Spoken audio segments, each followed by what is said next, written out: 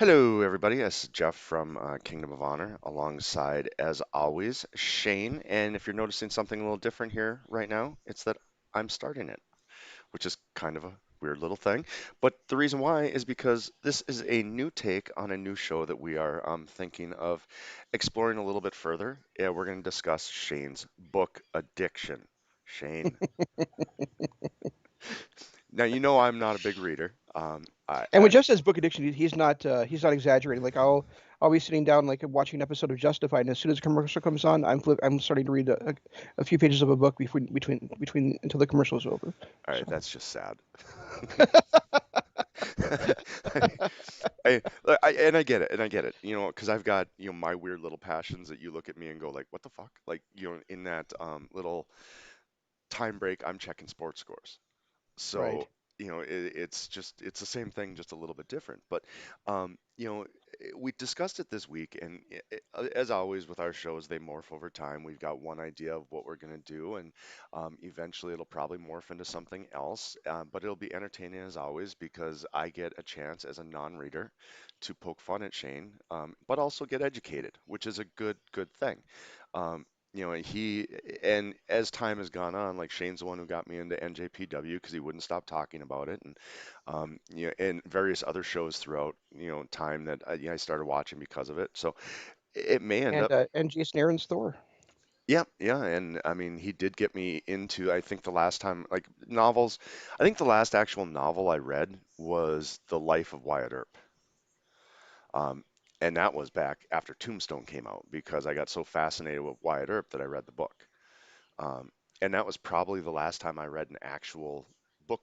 I mean, comics here and there. I mean, you and I have done different comic series and everything, but um, for you, simply because I'm really interested, what was your reasoning for starting to be a reader? What got you into it? What keeps you into it?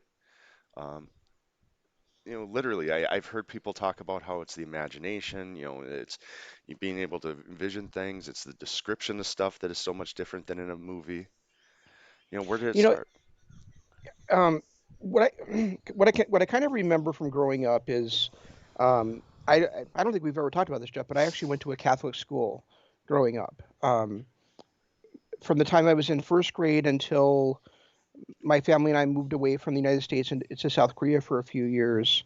I went to a Catholic school until like the middle of fifth grade. So from the time when I was like five and a half or six until I was about 10 and a half, went to a Catholic school, and there was a library inside that school, and I would check out books from there, but I was checking out things like the like Peanuts compilations, like the comic strip The Peanuts or things like that, and I would read them, and then like Baron, there's like Shane, you're at such a great reading level. Why are you reading this kind of stuff?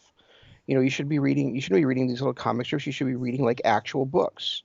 And then so I started reading things like the Bobbsey twins, because I was only like 10 years old, right? The Bobbsey twins, and then I progressed from that into the Nancy Drew mysteries, and then to the Hardy Boys mysteries, and then eventually somewhere along the way I found Stephen King.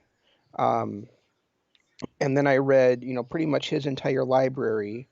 I think the first book I read from him was probably the Tommyknockers, but then I kind of went back and I read all of his other stuff. Um, and he's still one of my favorite authors of all time. You and I actually a few years ago, I had met this girl, and she and I hit it off really well as far as becoming really close friends for a little bit of time. And I had told you like, I can't believe it. This chick has, my favorite book, and you're like, what book is that? And I said, you probably never heard of it, Duma Key by Stephen King. And you're like, no, man, that's a fucking great book. So Yeah, I, I was kind of amazed that you had read it because that's one of like lesser known books.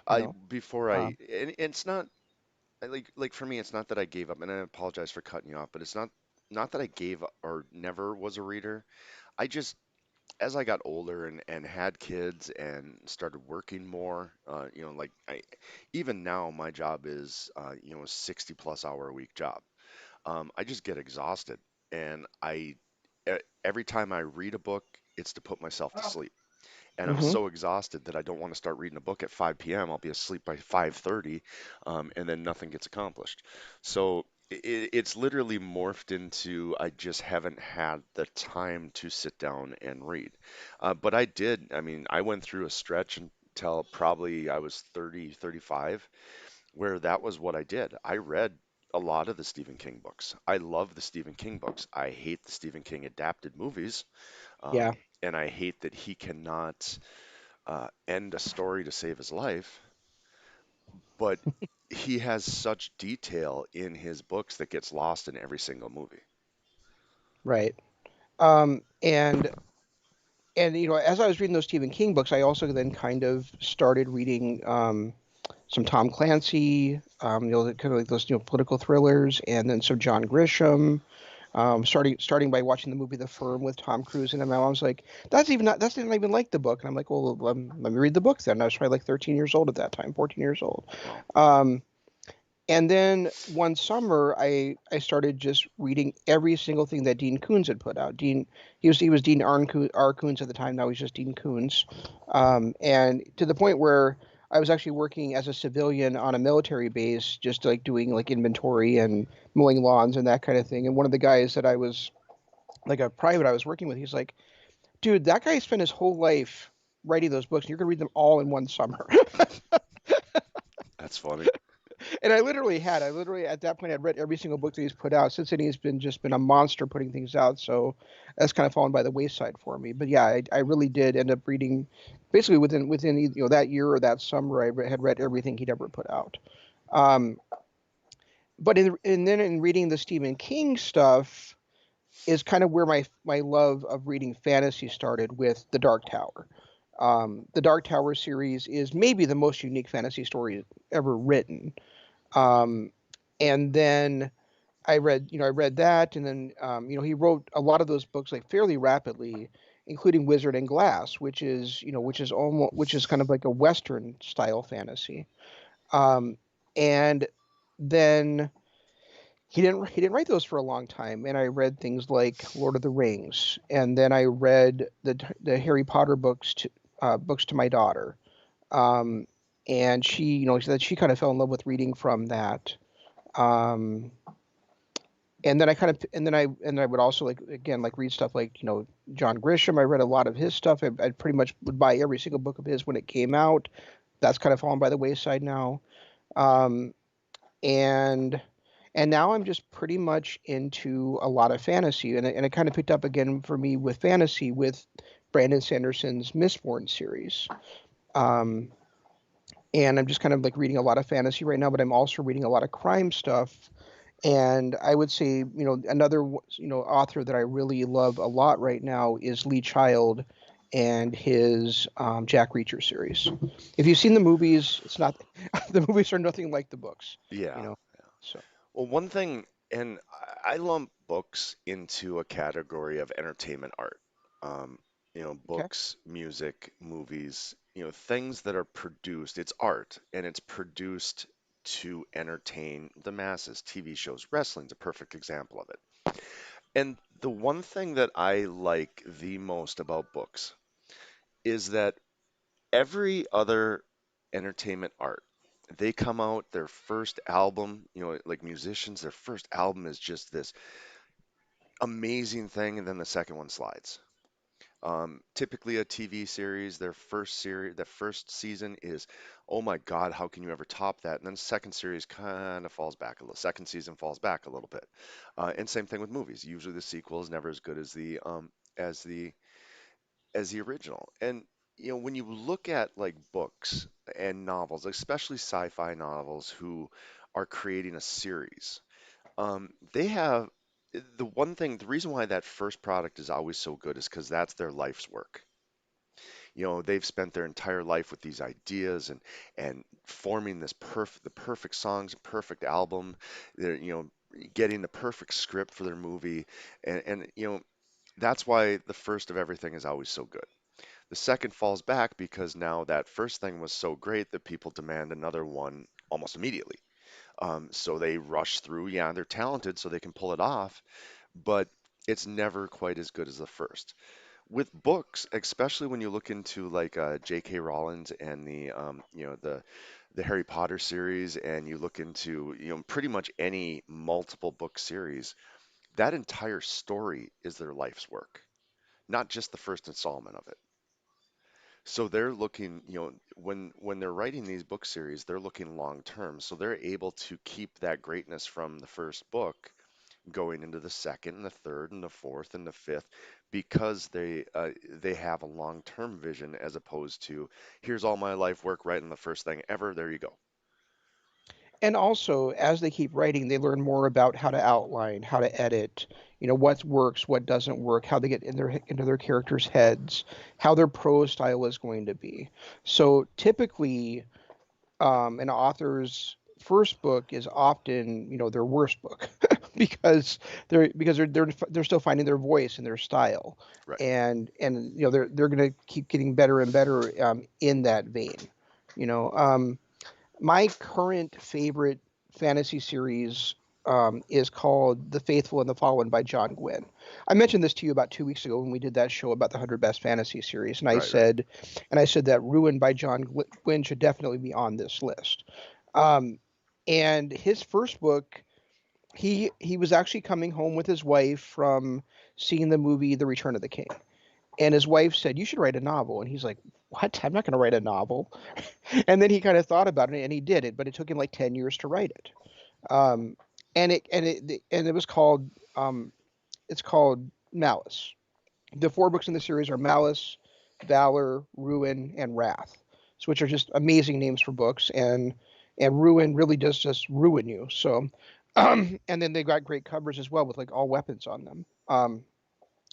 And that first book, Malice, like you're reading it, and the story is okay, and it's got enough to keep you captive, keep you interested, but it's also like kind of dull and boring, like until like maybe like 100 pages into the book, and then it starts picking up, and then it just gets better with Valor, and to me, it gets best with Ruin, although Wrath is really good as well.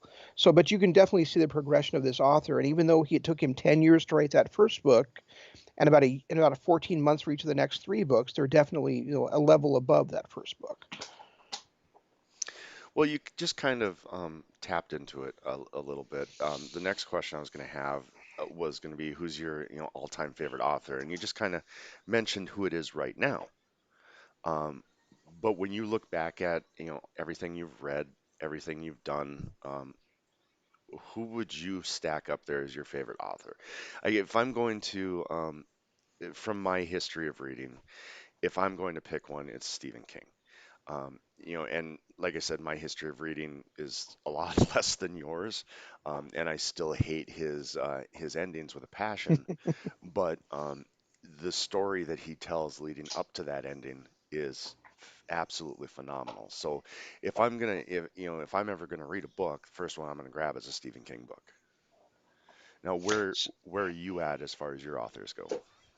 So, John Gwynne wrote my favorite series of all time to date. Okay, but I would still wouldn't necessarily say that he's my favorite author. Although his new book is coming out on May 4th, and I've already got it pre-ordered. I'll start reading it next Tuesday. but Jeez. uh, but I would say, and my instinct is really to say that. Well, first of all, let's just put Jason Aaron aside here from now because I'm not sure where to really rank him in terms of writers because he doesn't write books, he writes comics. But I think Jason Aaron is an absolutely fantastic writer, and I just love reading the way that he writes and the way his mind works and all that kind of stuff. But as far as writing books, my instinct is to say Joe Abercrombie. If you've never heard of Joe Abercrombie, um, his initial trilogy, the First Law trilogy, is like the Lord of the Rings as if it were written by Quentin Tarantino. Um, you've got kind of that story about trying to save a kingdom, but also it's just a lot of fucks and a lot and like all the characters are spiteful and they're pretty easy to hate and also like at the same time because they have likable characteristics, but they're also just garbage human beings. You've got the wizard who you've got I guess in a way the Gandalf analog Baez is he comes across as a kindly old man, but he's really quick to anger, and he actually is like thousands of years old. That he's been manipulating the politics of Adua, which is the kingdom, all that time. Like he'll put figureheads on the throne, and he's like really the one that's ruling basically that city and that area of the country. And then you've got Logan Nine Fingers, who um, has nine fingers, and he's also got he tries to do the right thing, but that's because his past is so bloody and so terrible. And then he's got this. It's his name is Logan, Logen, which probably immediately sprang to mind for you, Jeff. Logan Wolverine. Right. And he has some of those same characteristics where he's bloody and he's brutal, and but he's trying to change. But he's also got that Berserker Fury within him, and that Berserker Fury alter ego is actually called the Bloody Nine. And when that takes him over, he has no idea what he's doing. He's even killed his own friends in battle because of that. Um, and then you've got Glokta, who is who used to be the greatest fencer and decorated war hero for the kingdom of Adua, and then he gets um, tortured, and he's all of his teeth pulled out. They break his legs, and so now he's actually limping around and bitter and sarcastic with the entire world, kind of hoping that each day is going to be his last, although he doesn't want to kill himself. And but he's just like so bitterly sarcastic that you can't help but kind of laugh at his chapters and kind of like him, even though he's just a terrible human being, and he's a torturer. So he's torturing all these people to get information, even when he knows and his bosses know they don't have any information. Um, and then you've got I mentioned Baez, the kind of the kingmaker, and he is, and then so the other kind of main character of this series is Giselle, who starts off as a lieutenant, and by the time the book is over, he is the figurehead king for Baez because Baez has lied and said that he was the bastard son of the former king. Um, and this is a guy that just doesn't have any faith in himself. But then by the end, he tries to stand up to Baez, and Baez just like cripples him with his magic, and he's like, "Do I need to give you another lesson?" So it's just a wonderful series, and it's got lots of different points of views. So that's my instinct is to say it's Joe Abercrombie, but it's actually probably Lee Child. Lee Child writes thrillers about once a year, and every time that book comes out, I'm listening to it on audiobook the day it comes out. That's the other thing about my modern reading is I don't buy books anymore. I get them on Kindle or I listen to them on audiobook. I don't, a lot of times when you're watching on BookTube, you're going to see somebody sitting there with a bookshelf behind them. I don't have a bookshelf because I don't buy books. Yeah, I do everything digital. I've been doing everything digital for like the last 10 years. I Right. even like the whole craze was Blu-ray, but I was already on the digital bandwagon at that point. So I don't have anything. I don't have a disc or anything. Right. And the thing with Joe Abercrombie is the reason why I took a step back and said it's probably Lee Child is because, for years I was waiting for Joe Abercrombie to write something else in that same universe. And he wrote a few standalones. He wrote a book called Best Served Cold, which is a revenge book, obviously, kind of based on the Count of Monte Cristo. He wrote a book called The Heroes, which takes place over 3 days and is part of one battle in that world. And then he wrote a book called Red Country, which is kind of like a western set in that world. But I was really really like looking forward to another kind of an actual like sequel series to The First Law, and that first book in that series came out September of 2019.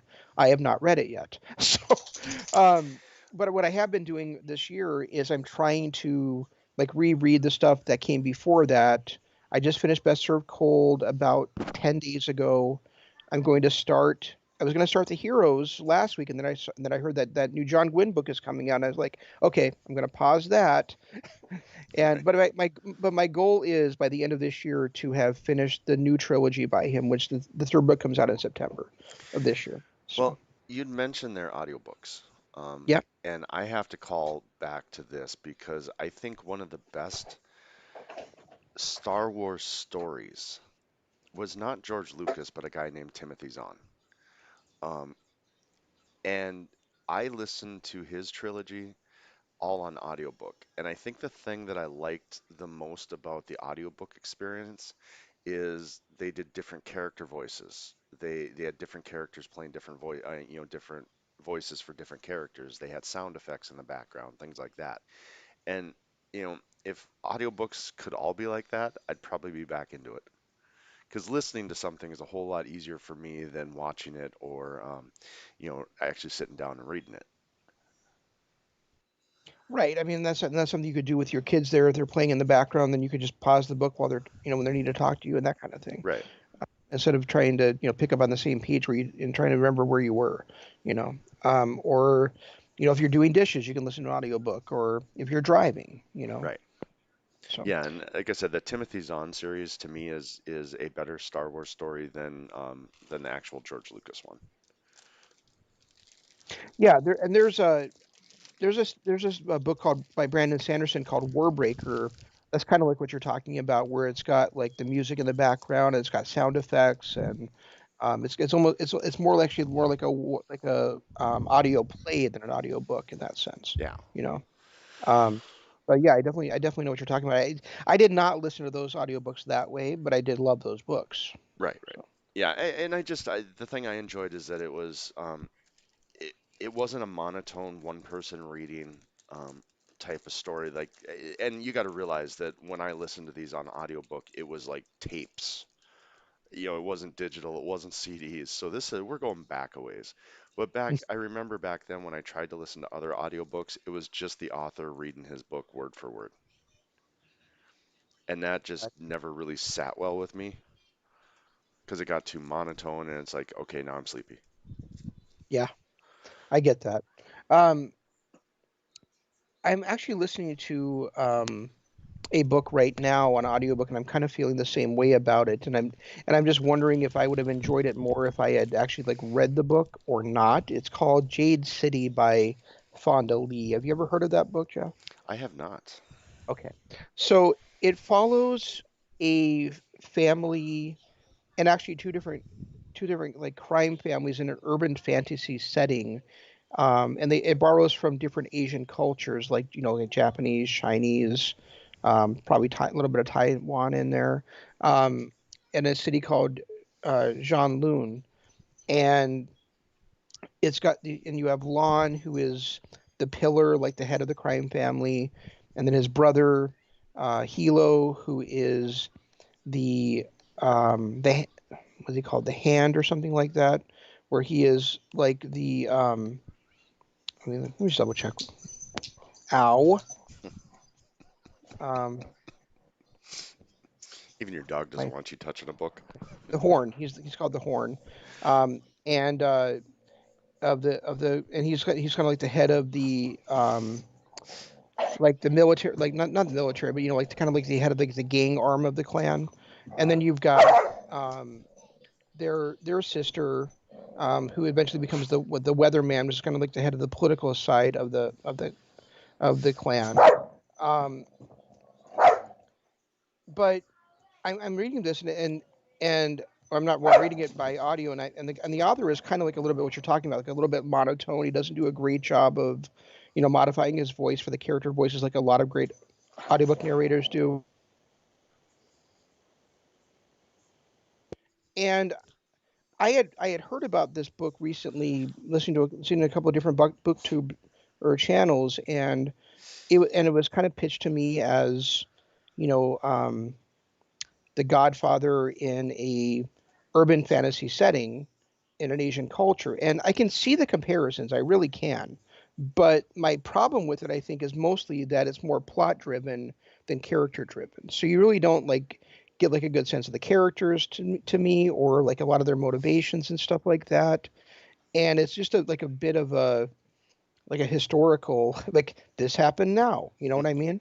Right. Even though it's told by five different people's points of view, Lon, Hilo, and Shay, who I already talked about, and then also their cousin Andon, and then also like just this guy that's stealing. he's kind of like just like a little bandit, little low life bandit guy in the country called Barrow. Um, and the idea behind this series is that Jade gives people in that country specifically magical powers, like super strength, super hearing, telekinesis, all kinds of different things. Um, and so this guy Barrow was just he's trying to he doesn't have the ability he doesn't necessarily have the ability with Jade because you have to be like a certain I don't know like a certain physiology or whatever. But he's trying to get someone to give him like an artificial way to do it, and he's trying to earn his way into that kind of. But yeah, I mean it just kind of progresses that way, and I'm almost done with that first book in the series, Jade City, and I probably will.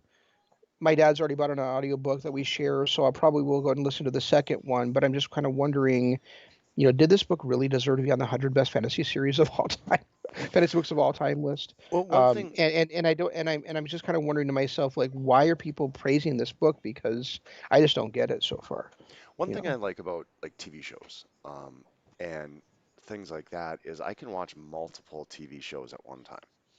Like Yeah, I can watch The Flash, I can watch Green Arrow, I can watch Walking Dead, I can watch whatever, and multiple. And then when I get kind of burned out on one after a week of binging, I'll flip to the other for a couple weeks, and then I come back and I pick right up where the story was. I've always been right. curious with books. Is that a strategy that you would use with books, or do you just read cover to cover before you move on to the next one? Um, there's been times where I've done something like that, where I've done like I'll read like a chapter of one book, a chapter of another book, or maybe or since I'm reading on Kindle, I don't even have to do it that way. I can do it like look at the percentage and go, okay, I'll read 5% of this book, and then I'll read 5% of the next book. And I've done that before, and it's worked out pretty well, especially if I'm diversifying between genres. If I'm like reading two fantasy books at the same time, that's probably going to get a little confusing. Or if especially if they're both set kind of in the same like medieval type setting. Right. But if I was like reading this book like Jade City, and then I was reading like a Jack Reacher book, or I was reading a Tom Clancy book, or I was reading even a Joe Abercrombie book, because even though it's a fantasy, it's a different type of setting. It does actually work pretty well for me sometimes. I've even done it with nonfiction, interspersing it there before. So I don't think I don't necessarily, but I don't necessarily. But then you also like get to that point where sometimes in a book where you just want to like, oh, I got to keep turning the page. I can't want to put this thing down, Right. you know. And like you said, when you're watching a TV show, you kind of have to put it down because the episode's over, right? Right. So, Right. sometimes but there's been times like I'm reading a book and I've even been late for work before when I was younger, just because I didn't want to put down a book.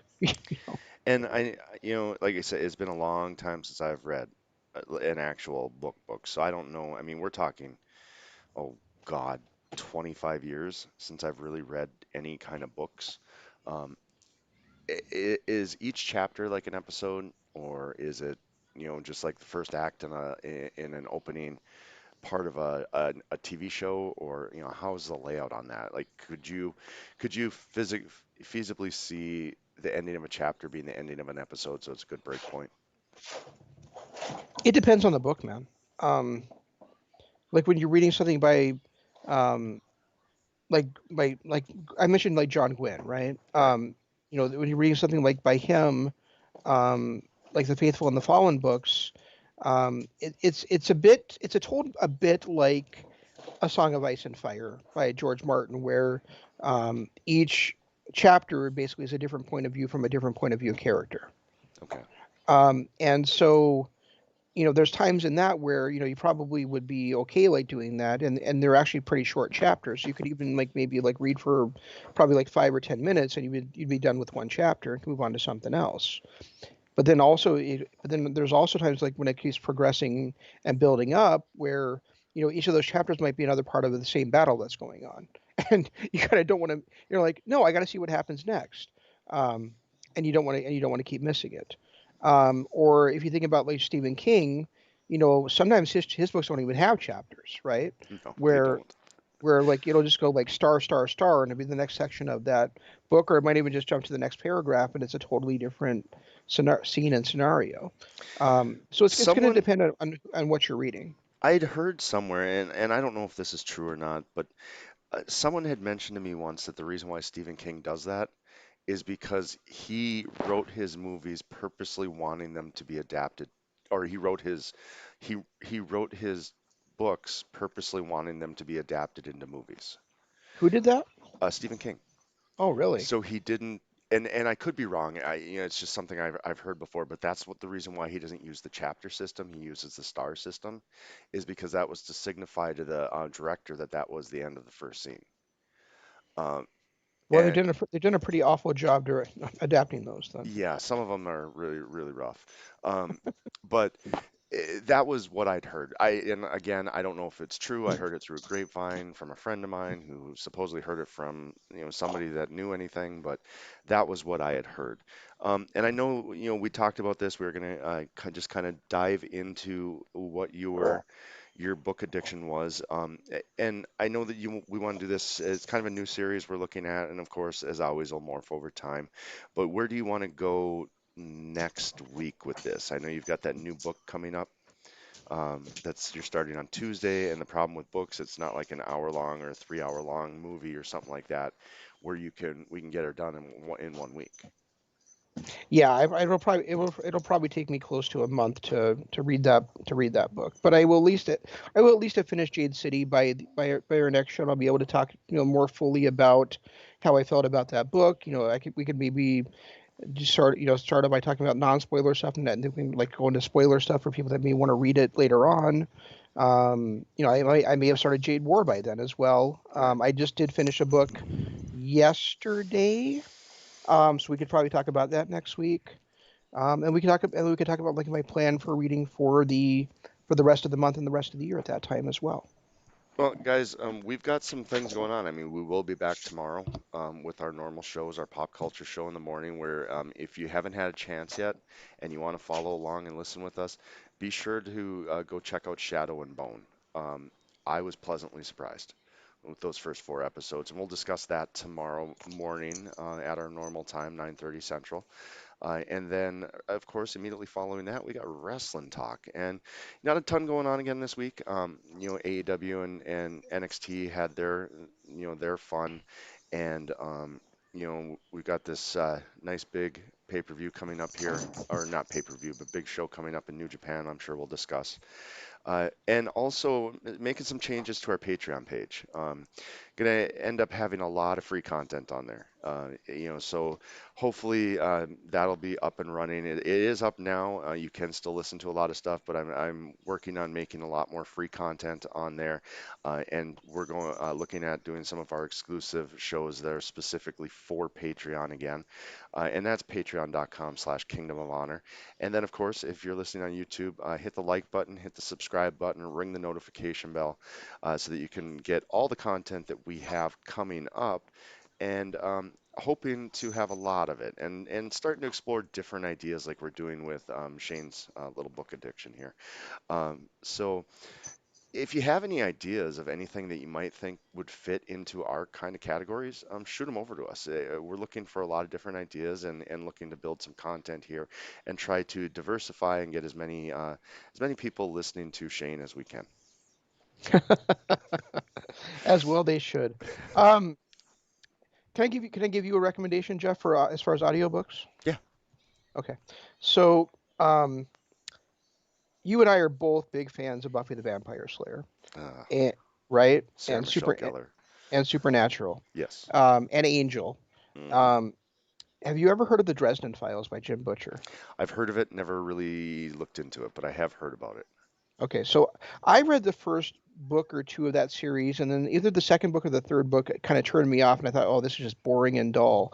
But since then, like my dad's read the series, my nephew's read the series, and I've heard from other people just how great it is, and that it kind of like starts like going the kind of the way of Buffy, where they're talking about vampires and werewolves and he's kind of a wizard that's like fighting against evils, and there's also like people on the side of good and angels and that kind of thing. But the other kind of connection that has with Buffy the Vampire Slayer is all of the books are narrated by James Marsters. Nice. Yeah. So, for those of you who don't know, James Marsters was Spike in Buffy and in Angels. So and he's the narrator for every book of the series. You So, know, everybody said Angel was the cool vampire, but Spike was the coolest one. absolutely. I love James Marsters in that entire series. I love the Well, fact that I he mean, you and never, I. Go ahead. I'm sorry. Go I ahead. love I'm the sorry. fact that he never changed. He was always that bad guy. Even when he was a good guy, he was still that bad guy. Yeah, and you and I, even though you and I both loved Angel more than Buffy, it wasn't because of Angel. It was because of Wesley and Fred and Gunn. Right. It wasn't Angel that made us fans of that series. Yeah, So and then when Spike came that final season, it made it even better. yeah, absolutely. So, but yeah, so I yeah I love that I love the very like last scene of that first episode of the last season where it's like Spike, Blondie Bear. oh, loved it. Loved and she was another one that in both series really stole everything, especially when she became a vampire. Yeah, I can't remember her name off the top of my head, but I know Harmony. Harmony. Yeah, she was one of those that I mean, because she was Cordelia Chase's friend in the original in Buffy, and then moved on to be a vampire in Angel, and she stole every scene she was in. Yeah, she actually gets turned in the graduation day episode that was postponed for I don't know 3 or 4 months. Remember that? How Oh yeah, like the entire third season of Buffy went like right along the right schedule, and then they decided that because of the Columbine shooting, and the fact that the graduation day episodes were going to feature like an attack on a school, but by a demon, not by guns. But right. still, the network made the decision to postpone that until like 3 or 4 months down the line. So it didn't air until like the end of summer. Wow. So Yeah, and then now that you're bringing that up, I'm remembering all that. But yeah. okay, well, guys, unless you have anything else pressing, um, I'll definitely look up that Dresden Files. We'll figure out what you figure out what you want to do for next week, and then tomorrow we'll be back with everybody for some wrestling and some pop culture talk. Yeah, anyways, we're talking about a lot about fantasy today. We're actually tomorrow we're covering the new fantasy series on Netflix, the first 4 episodes of Shadow and Bone. And like So I said before, it is I was pleasantly surprised by it. I when the opening credits and the opening couple of scenes where I'm like, but as it rolled on, I was pleasantly surprised by what had happened, and we'll talk about it tomorrow. If you haven't had a chance to watch it yet, please do, unless you don't care about spoilers, and join us tomorrow morning at 9:30 Central Standard Time for that. you guys all have a good rest of your day, and we'll see you tomorrow. Goodbye.